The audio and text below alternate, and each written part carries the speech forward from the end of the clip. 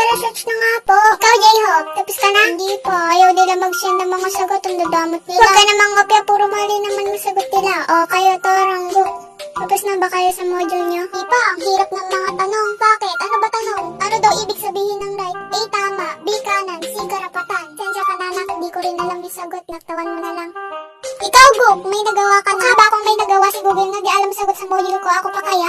Ikaw, Suga, tapos ka na sa module mo. Tapos na ako sa lahat ng mga module ko, kaya wala na akong problemahin. Sana all tapos na, Saan ka nakakuha ng sagot? Share mo naman. Secret! Yes!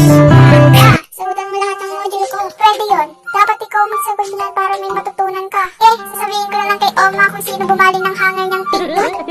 Fuck! Joke lang, okay na mga module mo ako nasasagot lahat. Basta huwag mo lang sasabihin na ako nakabali ng hangar niya. No problem!